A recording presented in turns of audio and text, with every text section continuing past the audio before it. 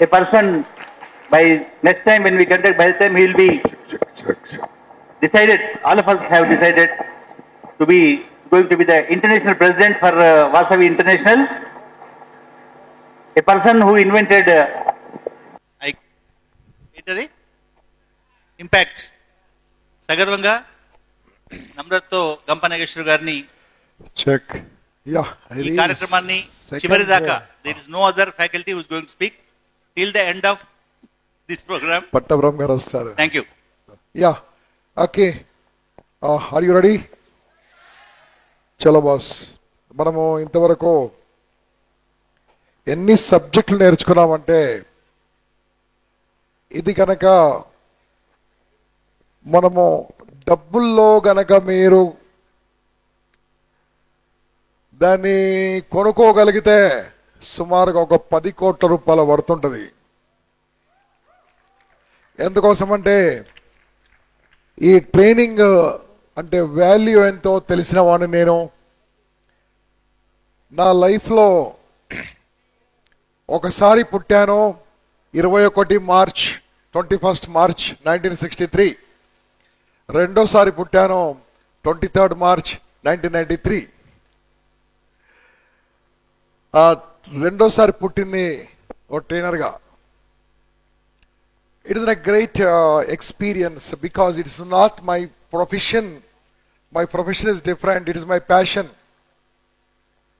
నా ప్రొఫెషన్ ద్వారా కొంతమందికి సేవ చేయగలుగుతున్నాను, ఒక 100 కుటుంబాలకి సేవ చేయగలుగుతున్నాను.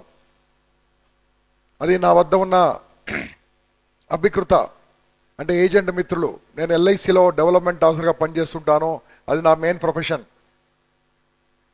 నేను ఎల్ఐసిలో 1986లో చేరాను ఎల్ఐసిలో. దానికంటే ముందు నాది 84లో గ్రాడ్యుయేషన్ పాస్ అయ్యాను, బీకామ్. ఇలా చెప్పట్లేదు. పాస్ అయిన తర్వాత ఉద్యోగాలు ఎవరివ్వలే. తిరిగాను. లాస్ట్కో మీరు ఎంజీ రోడ్ ఇలా వెళ్తుంటే అక్కడ ఓల్డ్ చిత్రాన్ని థియేటర్ అడగండి, తెలుస్తుంది మీకు. దానికి అపోజిట్ ఆరావళి మోటార్స్ అని ఒక కంపెనీ ఉండేది. వాళ్ళు నాకు ఒక వెహికల్ను అమ్మడానికి సేల్స్ మెన్గా పెట్టుకున్నారు. Monthly 350 rupees salary. చాలా హ్యాపీగా ఒప్పుకున్నాను. ఒప్పుకోవడమే కాక అదే కంపెనీలో 1 ఇయర్ పనిచేసి 600 రూపీస్ శాలరీ తీసుకున్నాను. Almost double in 1 year. ఆ కంపెనీలో పనిచేస్తున్నప్పుడే వాళ్ళు aluminium sheets, aluminium ingots, aluminium rods different కంపెనీలకు అమ్మేవాళ్ళు. ఆ రకంగా నేను డిఫరెంట్ కంపెనీస్కి వెళ్ళేవాడిని. ఒకరోజు కేడియా ఫ్యాన్స్, కైతా ఫ్యాన్స్ పేరున్నారు కదా, అలాంటి కంపెనీకి వెళ్ళినప్పుడు, అరే తూ వహా క్యా కర్తే రే అమారా పాస్ ఆ జాओ तेरे को क्या तनखा होना हम देते. అర్థం కాలే నీకు? నువ్వు అక్కడెందుకు పని చేస్తావో, నీలాంటి వాడు ఆ కంపెనీలో కాదు మా కంపెనీలో ఉండాలి, నీకు ఎంత శాలరీ కావాలని అడిగారు. అప్పుడు నాకు ఎంత వస్తుంది శాలరీ 1 ఇయర్ తర్వాత? నేను ఎంత చెప్పినా 1000 రూపీస్ అని చెప్పిన. 400 ఎక్కువ పెంచి చెప్పిన. నేనే 1000 రూపీస్ 5 అయితే 3000 అయితే అన్నారు. 1000 రూపాయలు ఇవ్వను, 3000 ఇస్తా అని చెప్పి అక్కడ పనిచేశాను. ఎగ్జాక్ట్లీ 1 ఇయర్ పనిచేసి అక్కడ ఆయనకే మనము తిరిగి చెప్పే విధంగా, సార్ నేను పని చేస్తున్నా, నాకు పెద్ద తృప్తి లేదు, ఇన్ని ఫ్యాన్లు అమ్ముతున్నా, నాకేం లాభం, ఫ్యాన్కి ఇంత కమిషన్ పెట్టమన్నా. అరే నీ ఇష్టం, పని చేస్తే పని చేయి, నేను చేయన్నా. ఇమ్మీడియట్గా కైతాన్ ఫ్యాన్లో చెప్పైపోయినా. వాడు ఫ్యాన్కి 5 రూపాయలు ఇచ్చిండు శాలరీ పోగా. ఆ రకంగా 1.5 ఇయర్ పనిచేసి 1985లోనే 2 లక్షలు సంపాదించిన.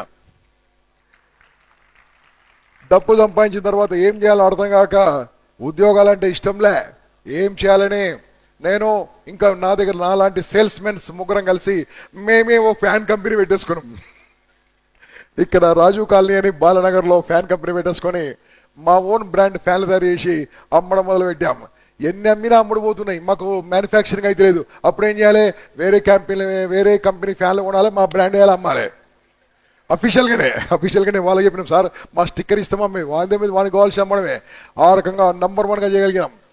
అంటే నేను ఏం చెప్తున్నా అంటే నా లైఫ్లో స్టార్టింగ్ మొత్తము sales sales sales marketing sales marketing sales sales sales.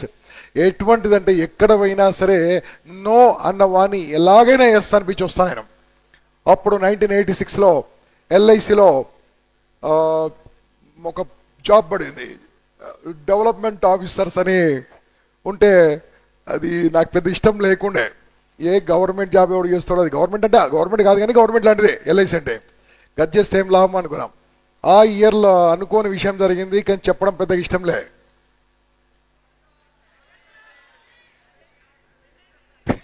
పెళ్ళి కదరా బాబు. అనుకోకుండా నేను నల్గొండ అనే ఊర్లో నల్గొండ అనే ఊర్లో తెలుసా, నల్గొండ ఎవరు ఉన్నారు అక్కడి నుంచి, అక్కడ మా మేనమామ ఉంటాడు. మా మేనమామ ఇంటికి వెళ్ళినప్పుడు వాళ్ళ చుట్టాల అమ్మాయి వాళ్ళ ఇంటికి వచ్చింది. అరే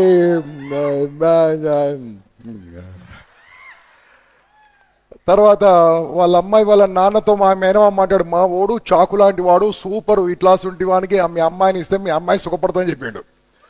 డైరెక్ట్ ఆయన మా ఇంటికి వచ్చాడు.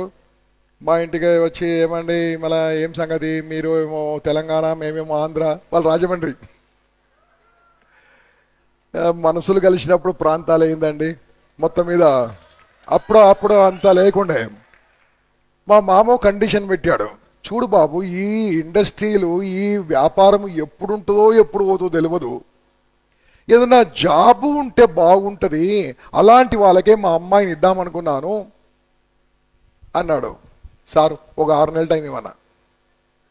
ఏం చేస్తామన్నా? ఏమన్నా చేస్తా, 6 నెలలు మాత్రం మీ అమ్మాయికి వేరే పెళ్లి చేద్దానా. 6 నెలలు కనిపించినవు, ఏది కనిపిస్తుంది రాసిన. దాంట్లో దొరికిన జాబే ఎల్ఐసిలో డెవలప్మెంట్ ఆఫీసర్. నా starting salary 800 rupees that time. అంతే కదా, నీకు కూడా అంతే కదా, 800 రూపీస్. సాయిబాబా గారు కూడా ఎల్ఐసీనండి. సాయిబాబా గారు కూడా ఎల్ఐసిలో రిటైర్ అయ్యారు మన మార్చిలో.